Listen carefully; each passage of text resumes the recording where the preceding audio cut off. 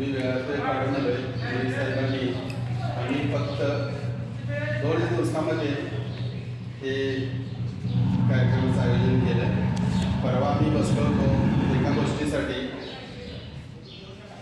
ती गोष्ट मी सांगतो तुम्हाला थोड्या वेळाने. पण जो मग साहेबांनी आत्ता सांगितलं की 2019 पासून ज्या काही यांना अडचणी आल्या त्या अडचणीचा आम्ही साक्षीदार आहे आणि प्रत्येक वेळेला कशा कशा प्रकारे सरकारी कार्यालयामध्ये अडवणूक होती, पिळवणूक होते आणि त्याच्यावरती आपल्याला कशी कशी मात करता येईल हे आम्ही बघितलेलं आहे. तर सर्वांना माझी विनंती आहे की आपली मुलं आहेत, शेतकरी समाज आहे आपला, तर आपल्याला अभ्यासाच्या सुविधा उपलब्ध नाही आहे किंवा योग्य मार्गदर्शन भेटत नाही अभ्यासामध्ये, तर कोणत्याही प्रकारचं मनामध्ये काही न आणता याचा ही जी संधी आहे याचा फायदा घ्यावा.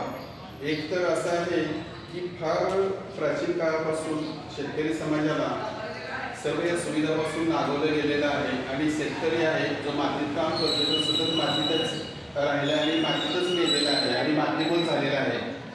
जर प्रत्येकाच्या घराची जर उन्नती विकास पाहिजे असेल तर या संधीचा फायदा घ्या. याच्यामधून सर्वांनाच नोकरी लागतील असं पण नाही आहे. याच्यामध्ये जो अभ्यास करेल याच्यामध्ये मेरिटची लिस्ट पण आहे. तर मेरिट लिस्टमध्ये आल्यानंतरही बऱ्याच प्रकारच्या चालण्या आहेत, बऱ्याच प्रकारचे रिझर्वेशन्स आहेत. त्याच्यामध्ये आपण कुठे बसतोय आणि कितपत बसतोय हा पण एक विषय आहे. तेव्हा जर सरकारी नोकऱ्यामध्ये आपल्या समाजाचं जे प्रतिनिधित्व आहे ते फार कमी प्रमाणात आहे आणि जर वाढवायचं जर असेल तर आपल्याला हा एक मार्ग आहे की याच्यामधून तुम्ही नोकऱ्या मिळवू शकताय, आणखीन शिक्षणही चांगल्या प्रकारचं घेऊ शकताय. मला शॉर्टमध्ये हे सांगायचं आहे की तुम्हाला कोणत्याही प्रकारचे दाखले मिळवताना अडचण आली, हरकत आल्या तर मी आणि अंकुश मलिक साहेब आहे आणि तुम्हाला 24 तास अवेलेबल आहे प्रत्येक गोष्टीची मदत करायसाठी. तुम्हाला प्रत्येक कायदेशीर असेल किंवा फिजिकली वैयक्तिक सांगलीच्या ऑफिसमध्ये सुद्धा यावं लागलं तरी आम्ही येऊ. कारण आम्ही जेव्हा ब्रेन मॅपिंग आणि नार्कोटेक्सची ज्या वेळेला आम्ही मागणी केली तेव्हा ते दाखले त्यांनी रेडी केले आणि ज्या मोडीमधल्या ज्या नोंदी आहेत त्या लपवून ठेवल्या होत्या. ॲक्च्युली हे काम आहे सरकारचं. कारण आता शेतकरी आहे, आपली स्वातंत्र्यानंतरची मराठी 3री पिढी आहे. आपल्याला याचं काही ज्ञान नाही आहे. कोणाच्या घरामध्ये मोडीचे काय पेपर वगैरे असेल तर आपण त्याकडून सगळं फेकून देतो. तर ते फेकून देऊ नका, जवळ ठेवा. परत यामध्ये सर्व प्रकारचे ॲक्च्युली फॉर्म्स आहेत. कायदा आहे 2000चा की जात पडताळणी अधिनियम महाराष्ट्र शासनाचा आहे. त्याच्यामध्ये नियम आहे, त्याच्याप्रमाणे आपण गेलं पाहिजे आणि या सोडणीचा फायदा घ्या. दुसरी गोष्ट अशी की मोहित साहेबांनी आता सांगितलं की बऱ्याच लोकांना म्हणजे हे घेऊ का नको असं झालं आहे. तर याच्यामध्ये कमीपणा वगैरे काही नाही आहे.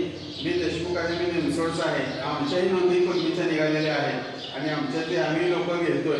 त्याच्यामुळे बघा जो शेती करतो जो शेतकरी आहे ते A to Z सगळे कुणबी आहेत. शिवाजी महाराजांचा जो विषय जो आहे, शिवाजी महाराजांचं जर कोणाला माहिती असेल तर एक मद्रासचं जे तंजावरचं जजमेंट आहे, मी हायकोर्टमध्ये वकिली करताना एका केसमध्ये म्हणजे निदर्शनाचं पाहिलं तर तिथं तंजावरच्या घरामध्ये मुलीचा मुलगा दत्तक घेतला गेला. तर हे जे आपले जे धर्मपंडित आहे, धर्माचा ज्यांनी ठेका घेतला या मंडळींनी ते मद्रास हायकोर्टमध्ये सिद्ध केलं की हे शूद्र आहे आणि याच्यामध्ये शूद्र असेल तर ते मुलीचा मुलगा दत्तक घेऊ शकतात. म्हणजे शॉर्टमध्ये हे सांगायचं आहे की आपल्याला सगळे लोक कमी तुच्छ लेखतात आणि शेतकरी म्हणून हा दाखला घेणं याच्यामध्ये काही कमीपणा नाही आहे. सर्वांनी घ्या, नाहीतर आपण आहे तिथंच राहू किंवा याच्यापेक्षाही पाठीमागच जाऊ. कारण आजपर्यंत मला वाटतं की या गावामध्ये अभ्यासिका आहे किंवा नाही मला माहिती नाही आहे, पण ज्यांनी अभ्यास केलेला आहे तर त्यांनी जरूर महात्मा फुलेंचं चरित्र वाचावं. महात्मा फुलेंनी जे शेतकऱ्यांच्या बद्दल जे लिहिलेलं आहे ते वाचावं. कारण शेतकऱ्यांचा आज जे हाल झालेला आहे ते फक्त आणि फक्त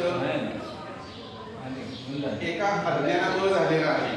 तर आपल्या गावामध्ये माझे मनीष साहेबांनी बोललो की हे मंदिर असते एवढं मोठं ॲक्च्युली मध्य भागामध्ये आहे, याला पूर्णपणे काचा पण नाही आहे.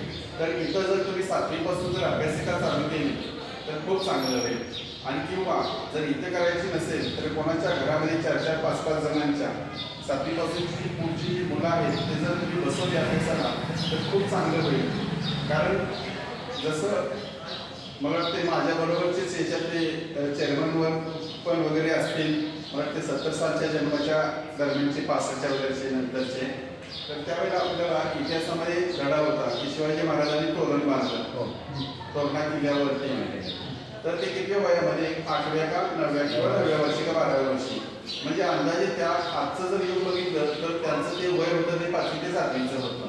म्हणजे जेव्हा विद्यार्थ्यांना कळायला लागतं. तर जर आपल्याला पुढच्या प्रत्येक शेतकऱ्याच्या घरामध्ये जर चांगलं त्याचं स्वतःचं स्वराज्य, स्वतःचं राज्य जर बनवायचं असेल, स्वतःचं घरबार, चांगला व्यवसाय काय मुलाला करायचा असेल, तर घराचा विकास आणि उन्नती जर करायची असेल तर 7वीपासून जी पुढची मुलं आहेत ते गोळा करा, दररोज गोळा करा. त्याच्या मला वाटत नाही की कोणता पालक बोलणार नाही की मुलाला घेऊन जाऊ नका. मी कन्या शिक्षण संस्थेचा विद्यार्थी आमच्या मिनसोडमध्ये आमच्या वेळेला मी 86 साली 10वी झालो. तर त्यावेळेला फक्त 10वीची अभ्यासिका असायची, रात्री 8 ते 10, आणि सगळे टीचर लोक मुलं मुली सगळे मारुती, आमच्या इमारत नव्हती शाळेला, असंच मारुतीच्या मंदिरामध्ये ना 10वीचे विद्यार्थी बसवायचे. त्याचा परिणाम असा आहे की आमच्या गावचे जो 10वीचा रिझल्ट आहे तो प्रत्येक वेळेला 100% लागायचा, म्हणजे एक सुद्धा विद्यार्थी फेल नाही. हा तो 80-85चा जमाना होता. आज आपण 2025 मध्ये जर प्रत्येक गावात जर निकाल चांगला लागायचा असेल, किंवा आता तर तुम्ही पाहताय सर्वजणच मुलांना ॲडमिशन मिळत नाही चांगल्या कॉलेजला किंवा गव्हर्नमेंटच्या जिथं फी माफ आहे किंवा ज्याला गव्हर्नमेंट ग्रँट देतं. तर ह्याचं कारण हे आहे की आपली मुलं जे आपण शेतकरी असल्यामुळे आणि ग्रामीण भागात राहत असल्यामुळं की आपली मुलं अभ्यास करत नाही, किंवा आजकाल एवढे चॅनल्स आहेत, आजकाल ते मोबाईल आले, गेम खेळत आहेत मुलं. तर याच्यावरती तुम्ही मुलांना काय 5 वाजल्यानंतर शाळा सुटल्यानंतर 5 ते 7 वेळ द्या खेळायला, परत जेवण वगैरे करायला, पण त्याच्यानंतर कमीत कमी 7 ते 10 त्यांना अभ्यासाला बसवा. तेव्हा अभ्यासाला जर बसवलं तर मला वाटत नाही की तुम्हाला या म्हणजे सवलती पण घ्याव्या लागतील, कारण मुलं मेरिटमध्ये येत नाही. आणि जे मुलं तुच्ची आहेत किंवा ज्याला कमी मार्क्स आहेत अशा कच्च्यांना वगैरे त्याचा फायदा होईल. कारण जर बरेच आता इथं हा तो विषय कोणाला म्हणजे सांगितलं तरी समजणार पण नाही. रिझर्वेशनमध्ये अनेक मोठमोठे प्रकार आहेत, वेगवेगळ्या प्रकारचं ते कसं कसं डिवाइड करायचं, त्याच्यामध्ये की जर चांगले मार्क असतील तर त्याला रिव्ह्यू कसं, मग त्याच्यासाठी धर्माचा भेद नाही, जातीचा भेद नाही आहे. जर चांगले मार्क्स असतील तर तेव्हा म्हणून अभ्यासकांची खूप गरज आहे.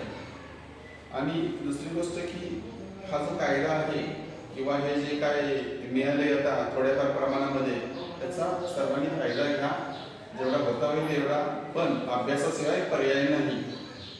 तर निवड त्याच्यावरतीही अवलंबून राहू नका. बाकी माझे 4 शब्द एवढेच संपवतो मी. बाकी कोणाला काही जर क्वेरी असेल याच्यामध्ये तर प्रश्न असतील